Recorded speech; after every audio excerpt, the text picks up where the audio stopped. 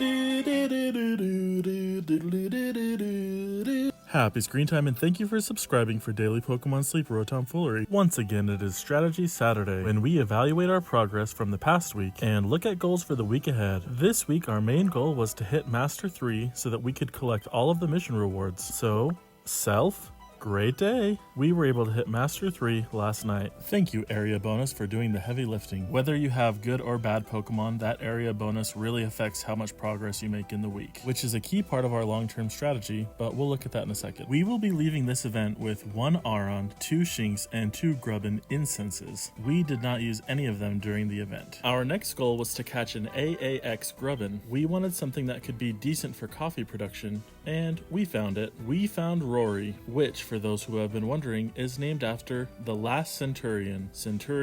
Century, 100 subscribers. Yay! And thank you for subscribing for Daily Pokemon Sleep Tomfoolery. Once again, it is Strategy Saturday, when we evaluate our progress from the past week and look at goals for the wait a minute, did we just time travel? I mean, Grubbin does have wibbly wobbly sleep. Does it have timey wimey sleep? If you haven't figured out who Rory is named after by now, you might need an appointment with the doctor. Otherwise, you'll never know. Overall, the Old Gold Power Plant has provided a pleasant experience for this account. Right before the debut event, on our first night, we found a shiny Aron, and during the event we found a great Grubbin. The fact that we found one that had 2 good subskills and nature, I could not be more pleased with. Between the ingredient spread that we needed, 2 subskills, and 1 nature, we got a 4 out of 4. I was thinking that we might need to settle for a 1 out of 4, so this is a huge win. I am eyeing the Halloween event as a spot to use those 2 Grubbin incenses on the first 2 days, giving us at least 2 more chances at a forever Grubbin before we invest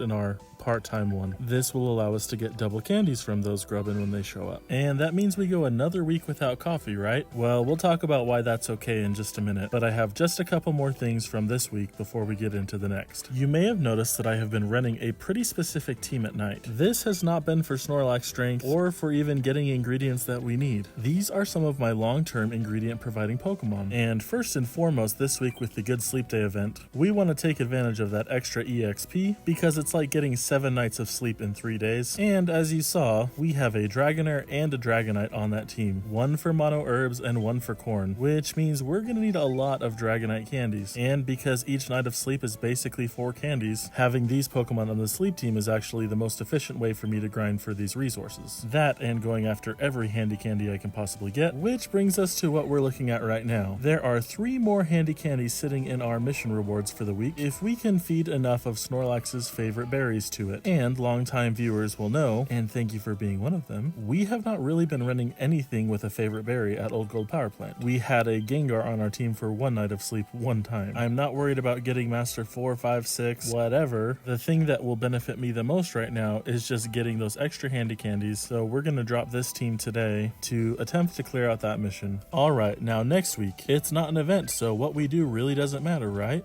If you're thinking right, then you're what we call a casual. You're not thinking ahead in this game. And that's okay, because that means you're just here for the jokes, for which I am honored. For me, next week is another week to be grinding towards my long-term goals, which involve setting myself up for long-term success with ingredient Pokemon. So here's what I want to do next week. Hit Greengrass Isle and work towards area bonus 75. We are already at 60, so 3 more weeks at Greengrass will do the trick. And I'd like to do this at Cyan Beach as well, but we're gonna go to Greengrass first because of the Halloween event.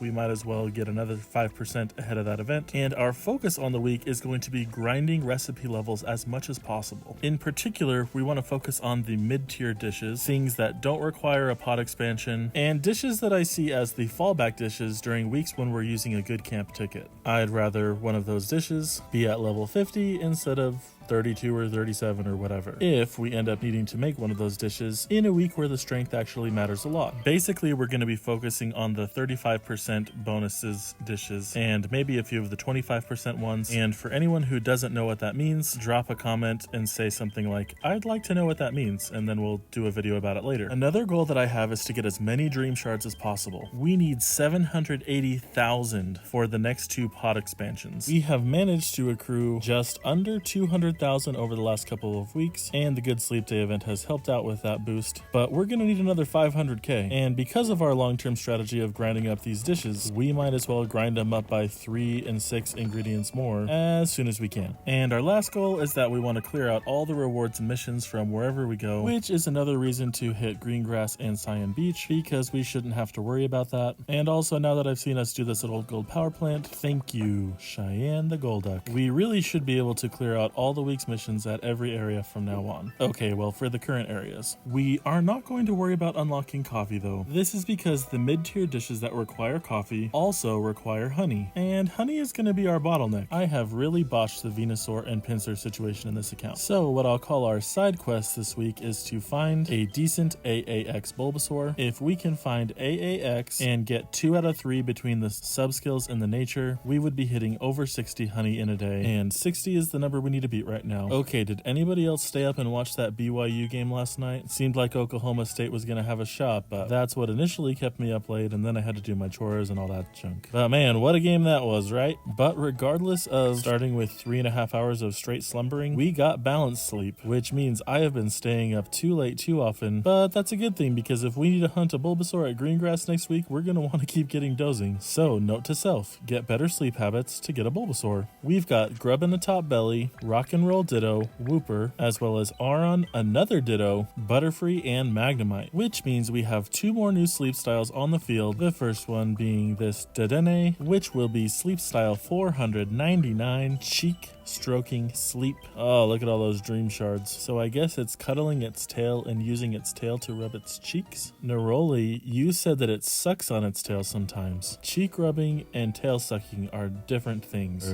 Hey, it's Luxio, our first evolution from the Shinx line. Keep in mind that if you've seen any of these evolutions this week, they were not boosted odds in the spawns, so you actually got that lucky. I never realized that Luxio was a cactus butt.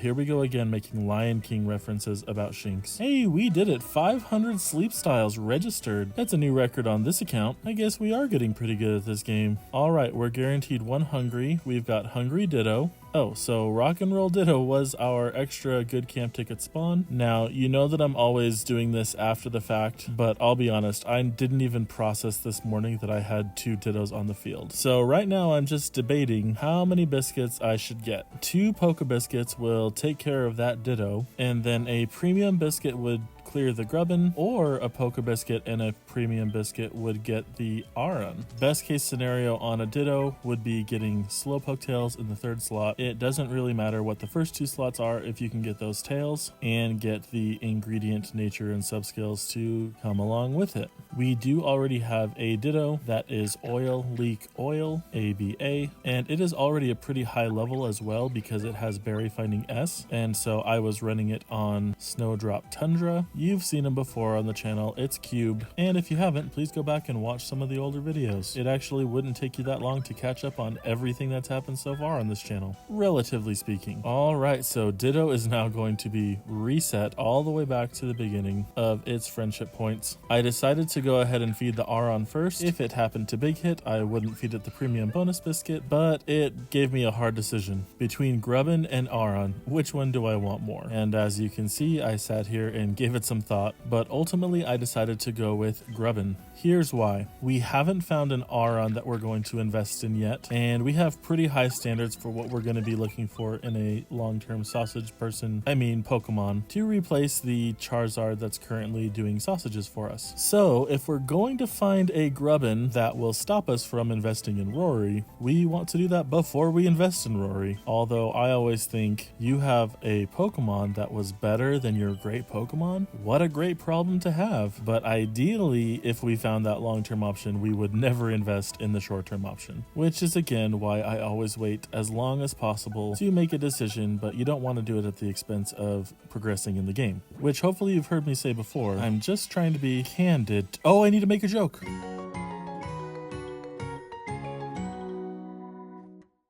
Alright, new friends. Do you want to be friends with the cool kids or with that guy in the lab? Oh no, ABA is not what we want to see here. I'm so sorry, but I don't think you'll be better than Cube. Cube has Ingredient Finder M and a speed up nature, and you've got inventory. Speed is good, skill trigger is irrelevant. It could take anywhere from 1 to 5 silver seeds to get you that Ingredient Finder M. You probably should have stayed a rock. You might have been more productive. Oh, that's a burn. Oh, 8 candies for transferring a Ditto? I honestly did not know that would happen. I was expecting 5 like everything else. Ho, pretty bold coming in here, AAB, Grubbin. Let's see if you can stand up to Rory. You're gonna need ingredient finding, helping speed, and a good nature. And you are off to an awful start. There is no recovering from this. You are not anything close to what we want, and I am also serious. And I should have nicknamed you Shirley before I transferred you. Well, that's the way it goes sometimes. That was a lot of slow burn leading up to catching that Ditto, which is why I don't feel bad to burn it on its way out. Let's do this again sometime.